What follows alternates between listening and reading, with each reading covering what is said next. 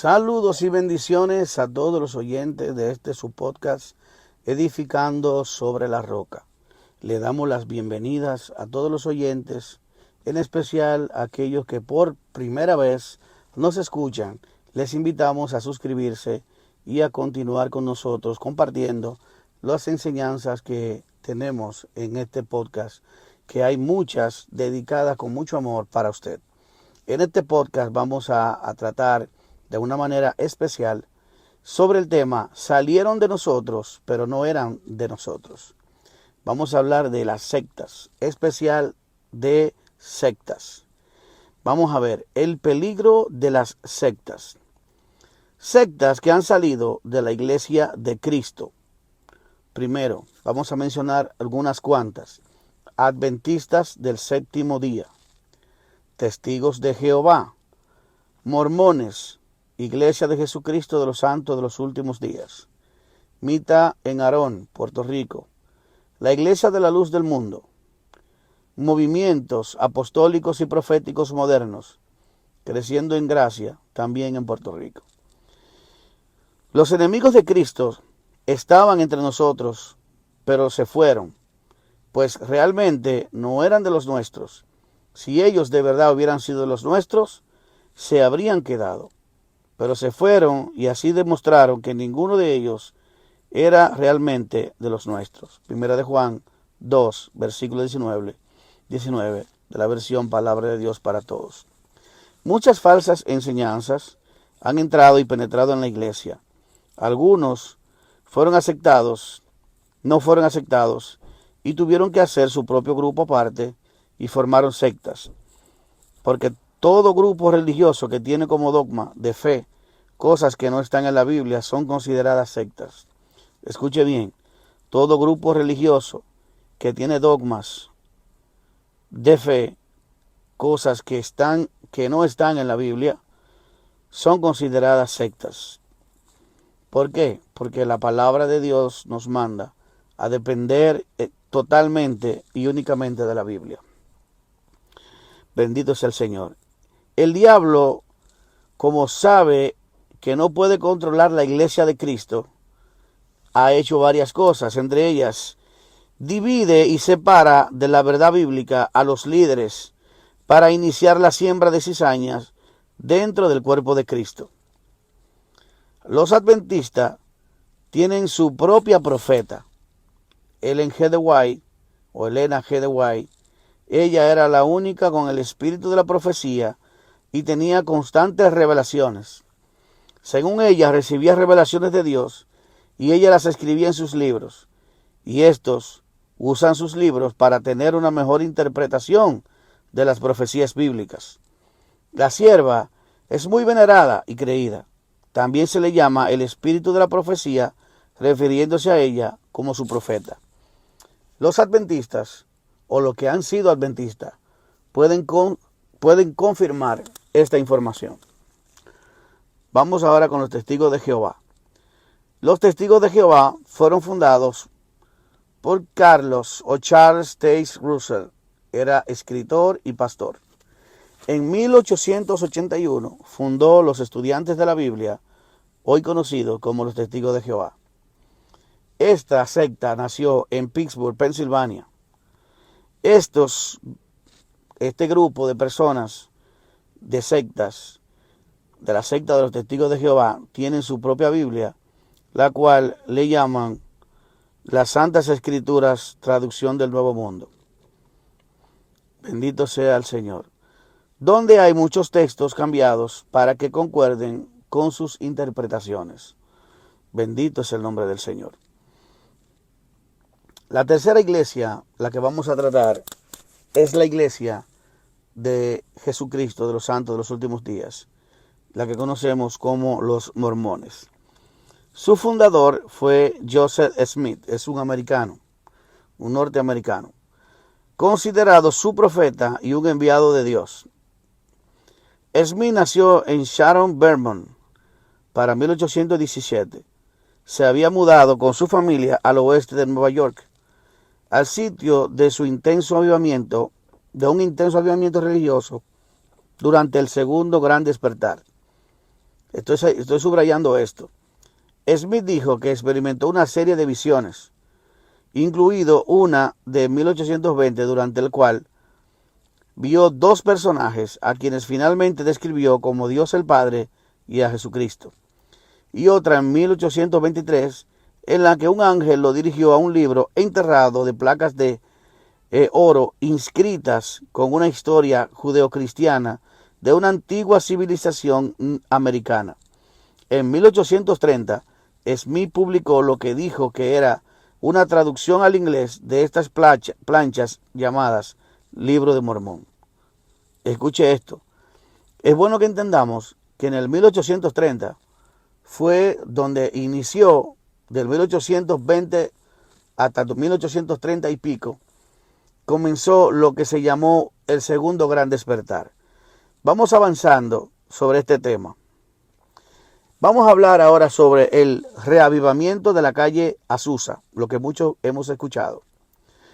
El ministro William J. Seymour, líder del avivamiento, comenzaron a hablar en lenguas. Ahí nace la iglesia pentecostal en Los Ángeles, California, en 1906, el 14 de abril. Ahí comenzaron con un avivamiento y un mover del hablar en lenguas.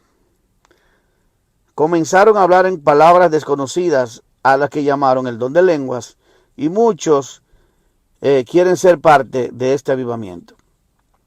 Fueron muy criticados por seculares y teólogos por su comportamiento ruidoso y poco ortodoxo para la época.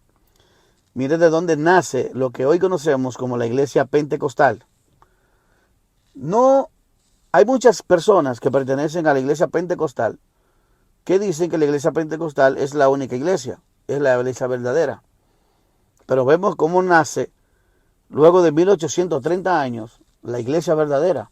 Entonces, ¿qué pasó antes? ¿La iglesia no era verdadera? Vamos a ver. Escuche esto. En 1906, el 22 de febrero, predicó un mensaje sobre el hablar en lenguas.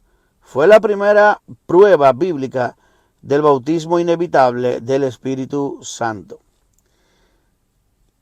Es bueno entender, cuando yo leía sobre este señor, este llamado William Seymour, él se ponía una caja de madera en la cabeza, tapado, y predicaba y oraba con esa caja puesta en la cabeza.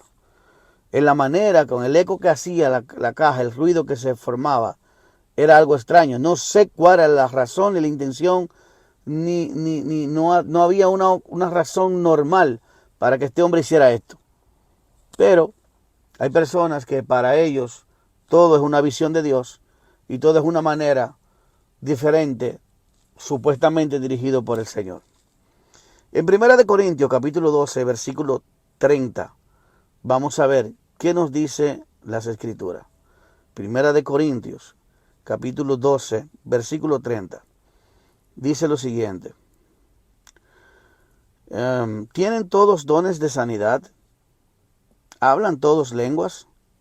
Y dice más adelante, ¿interpretan todos? Procurad pues los mejores dones, mas yo muestro un camino aún más excelente. ¿Por qué hablo esto? Porque la iglesia pentecostal de hoy en día, incluyendo la iglesia Asamblea de Dios, la iglesia de Dios incorporada, la iglesia de Dios de la profecía, y un sinnúmero de iglesias pentecostales que han nacido y que han salido de estas iglesias, consideran que el hablar en lenguas es la manifestación visible y clara de que una persona ha sido bautizado con el don del Espíritu Santo. Pero, bíblicamente, el apóstol Pablo desmiente esto. No es verdad que todos los creyentes bautizados con el Espíritu Santo tienen el don de lengua. Él lo está diciendo aquí en 1 Corintios capítulo 12, versículo 30. Quiero leerlo desde antes. Pues, dice el versículo 27, para que ustedes vean. Vosotros pues sois el cuerpo de Cristo, y miembros cada uno en particular. Y a uno puso Dios en la iglesia, primeramente apóstoles, luego profetas, los terceros maestros, luego los que hacen milagros, después los que sanan, los que ayudan, los que administran, los que tienen don de lenguas. Entonces pregunta, el verso 29, comienzan las preguntas. ¿Son todos apóstoles? Vuelve y pregunta. ¿Son todos profetas? ¿Todos maestros? ¿Hacen todos milagros? ¿Tienen todos dones de sanidad? ¿Todos hablan lenguas? ¿Interpretan todos? No. Él le está diciendo que no todos los que tienen el don del Espíritu Santo, usted puede tener el don de lenguas. Y otros pueden tener el don de interpretación de lenguas. El otro puede tener el don de sanidad. El otro puede tener el don de milagros. El otro puede tener el don de fe. El otro puede tener otro don diferente al suyo.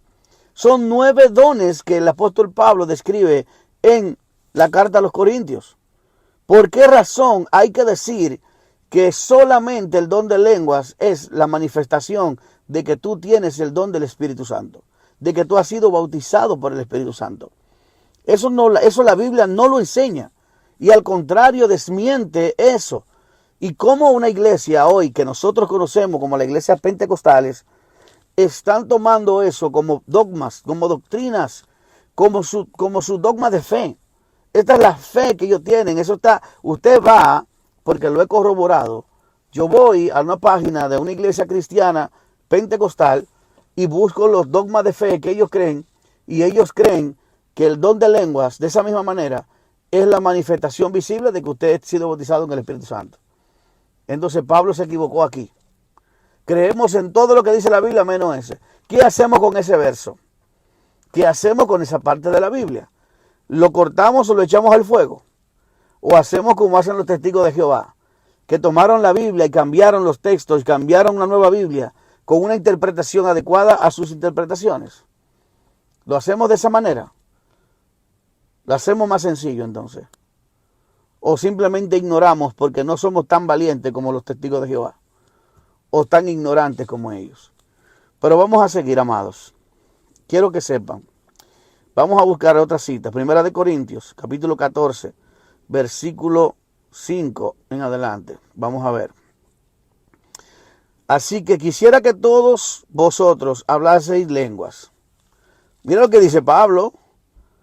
Así que quisiera que todos ustedes hablen en lenguas, pero más que profeticen. Porque mayor es el que profetiza que el que habla en lenguas, a no ser que las interprete para que la iglesia reciba edificación. Amados hermanos, está claro aquí. El apóstol Pablo vuelve y le da por el pelado a esas personas que tienen como dogma que el don de lenguas es la forma visible de que usted tiene el don del Espíritu Santo. No, hermano. No, hermano. Los dones del Espíritu Santo son 9. No es exclusivo el don de lengua. Si usted no tiene el don de lengua y tiene el don de sanidad, usted tiene el don del Espíritu Santo. Si usted tiene el don de hacer milagros, usted tiene el don del Espíritu Santo. Si usted tiene el don de profecía, usted tiene el don del Espíritu Santo. Si usted tiene el don de ciencia, usted tiene el don del Espíritu Santo. Don de palabra de sabiduría lo tiene. Miren cuántos dones hay. ¿Por qué necesariamente hay que decir que es el don de lengua el único que te manifiesta que tú eres bautizado con el Espíritu Santo? Eso no es bíblico. Deberían corregir esa parte, porque entonces tendríamos mucho a que refutarnos. Y hay otras cositas más por ahí, ¿verdad? Así que, como dicen, el énfasis, las predicaciones estaban en el hablar en lenguas. Hasta el punto que se pasaban el culto entero solamente hablando en lenguas. Solamente hablando en lenguas. Estas personas de la iglesia del avivamiento de Azusa, que para mí no entiendo, son una gran ignorancia, dicen que se pasaban horas y horas gritando, haciendo ruido, desbordados, donde fueron criticados por los vecinos, lo que hoy conocemos como esa locura, que ellos consideran la locura del evangelio, que no es locura, que eso son cosas de la carne, emociones de la carne, porque también hay emociones. Usted se emociona cuando siente la presencia de Dios, sí. Usted se emociona cuando siente la gloria de Dios, sí. Usted siente cosas, usted ríe, usted se llora, usted siente muchas cosas, pero no se deje dominar por cosas.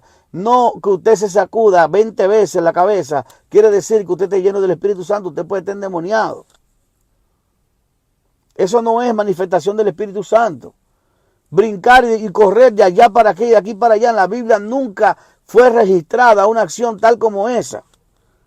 Yo respeto y amo y quiero y valoro a mis hermanos, pero tengo que explicar lo que dice la Biblia y decir la verdad. Eso no es bíblico. Eso no son manifestaciones del Espíritu. Amados hermanos, brincar, danzar como loco, dar revolucionando, ¿lo puede hacer el Espíritu? Sí, Señor, lo puede hacer. Pero esa no es la forma de que el Espíritu Santo siempre obra. Dios es una persona muy diferente. Dice la Biblia, multiforme gracia de Dios. La Biblia nos muestra que Elías estaba dentro de una cueva y vino un terremoto y repartía los montes y los árboles y todo, y ahí no estaba Dios. Pero luego vino un silbio apacible y ahí salió Elías, porque ahí estaba la presencia de Dios. El Espíritu de Dios puede venir en el terremoto, pero también puede venir por medio de un silbo apacible, de una brisa tierna. Yo he escuchado la voz de Dios tierna. He escuchado la voz de Dios como trompeta también. Entonces, mis amados, tenemos que entender que no podemos encasillar a Dios de la manera que usted y yo nos dé la gana. Tenemos que ser siervos de Dios, no es Dios tu siervo. Seguimos leyendo lo que dice, como respecto a lo que estoy diciendo. Estos hermanos se pasaban horas y horas y horas y horas orando en lengua sin nadie interpretarla. Y oraban y oraban y oraban hasta que otros se repetían y hacían lo mismo. Dice aquí el apóstol Pablo, 1 Corintios 14, verso 6 también. Vamos a leer el 5 de nuevo. Mire bien lo que dice el Señor. Vamos a leer sobre el versículo 1 para hablar sobre lo que nos habla exactamente el don de lenguas. Seguid el amor y procurad los dones espirituales, pero sobre todo que profeticéis. Porque el que habla en lenguas no habla a los hombres, sino a Dios, pues nadie le entiende, aunque por el Espíritu habla misterio. Pero el que profetiza habla a los hombres para edificación, escuche, para la edificación, exhortación y consolación. Esa es la profecía. El que habla en lengua extraña a sí mismo se edifica, pero el que profetiza edifica a la iglesia. Bendito sea el Señor. Mire, hermano, lo que habla la palabra profética. No quiero dejar de pasar esta parte. La palabra profética viene para una cosa. ¿Qué viene? Para edificar, para exhortar y consolar. Pero hoy en día podemos ver que hay muchos profetas, abundantes profetas, que no están consolando, no están exhortando, ni están edificando. Solamente están adivinando, diciendo que tú vas a tener un carro, que ve una llave en tu mano, un negocio. Esto no es exhortación. Eso no es algo de edificación. ¿O eso es algo de consolación? No. Yo no creo que eso sea nada de esas tres. ¿Verdad? Pues se lo dejo de usted de tarea para que usted piense y analice. Seguimos. Dice en 1 Corintios 14, versículo 5. Así que quisiera que todos ustedes hablaran en lenguas, pero más que profeticen, mayor es el que profetiza que el que habla en lenguas, a no ser que las interprete para que la iglesia reciba edificación. Ahora pues, hermanos, si yo voy a ustedes hablando en lenguas, ¿qué os aprovechará? Si no os hablare con revelación o con ciencia o con profecía o con doctrina.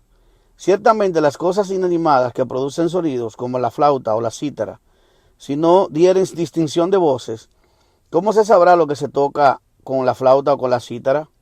Si la trompeta diere sonido incierto, ¿quién se preparará para la batalla? Así también vosotros, si por la lengua no dieren palabra bien comprensible, ¿cómo se entenderá lo que dicen? Porque hablarán al aire. Tantas clases de idiomas hay, seguramente, escuche esto, en el mundo, y ninguno de ellos carece de significado. Pero si yo ignoro el valor de las palabras, seré como extranjero para el que habla, y el que habla será como extranjero para mí. Así también ustedes, pues, que anheláis dones espirituales, procuren abundar en ellos para edificación de la iglesia, por la cual el que habla en lengua extraña pide en oración poder interpretarla. Pero si yo oro en lenguas desconocidas, mi espíritu ora, pero mi entendimiento queda sin fruto. ¿Qué pues? Oraré con el espíritu, pero oraré también con el entendimiento. Cantaré con el espíritu, pero cantaré también con el entendimiento. Porque si bendice solo con el espíritu, el que ocupa lugar de simple oyente, ¿cómo dirá el amén a tu acción de gracias? Pues no sabe lo que has dicho. Pero tú a la verdad bien das gracias, pero el otro no es edificado.